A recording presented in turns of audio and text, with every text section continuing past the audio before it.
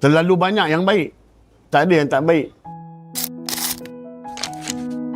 YB Hanayo ni mudah didekati lah, dan mesra dengan kita semua, dan bila kita mensuggestkan sesuatu benda, dia mudah terima and then respon tu cepat. Kita boleh tanyalah penduduk kampung Sungai Mencala ni, siapa YB Hana? Jenis orang yang kuat bekerja dan suka ambil tahu permasalahan kampung Sungai Mencala ni lah. YB Hana ni dia banyak terlibat dengan NGO. Jadi dia bila berterlibat dengan NGO ni, banyak-banyak permasalahan yang dia jumpa. So bila dia naik jadi menteri, jadi ahli parlimen ni, dia tak ada masalah pada dia. Hanayo ni duduk Malaysia pun dah lama. Dia pun rakyat Malaysia. So dia belajar pun dalam sekolah-sekolah Malaysia ni juga. So segala lain seperti perkauman resis tu bagi saya dia tak ada. Tahu saya bila dia datang sini, dia cukup mesra dengan penduduk-penduduk kampung Sungai Mencala ni, terutamanya orang Melayu. Tak ada beza warna kulit, tak ada. Dawan yang mengatakan dia resis tu memang tak tepat lah. Itu semua orang-orang yang tak sehaluan dengan dia saja yang akan berkata macam itulah. Kalau betul lah dia macam tu, takkanlah Sungai Mencala ni dia jaga sebaik-baiknya dia jaga.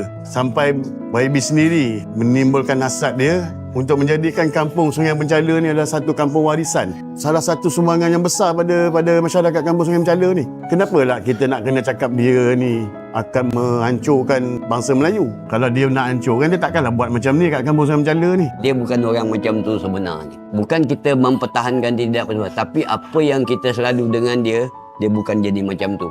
InsyaAllah saya rasa dia boleh bawa, sebab sebelum ni kalau kita tengok kat Kementerian Belia dan Sukan, banyak benda-benda yang dibuat tu berjaya lah. So bila dia jadi menteri wilayah sini, dia boleh fokus satu tempat. So dia mudah berurusan, terutama dengan orang Melayu ni. Dia memang dah biasa dengan orang Melayu dah. Dia tak ada masalah, dia boleh campur. Kalau dia masuk kau India, dia akan jadi India punya style. Kalau dia masuk Melayu, Melayu punya style. Kalau Cina, dia Cina punya style. Bagi saya dia tak ada resis. Dia okey. Saya tak sabar nak tengok macam mana dia takbir Kuala Lumpur ni.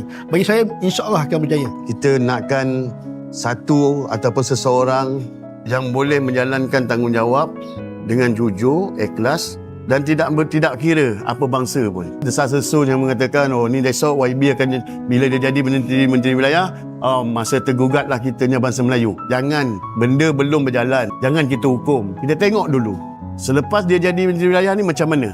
Yalah, orang kata dalam sejarah ni kan, Cina jadi menteri wilayah. Memang betul lah. Tak apa. Bila dah dia walau menteri wilayah, dia akan ada sentiasa di tempat dia. Lagi senang dia buat kunjungan.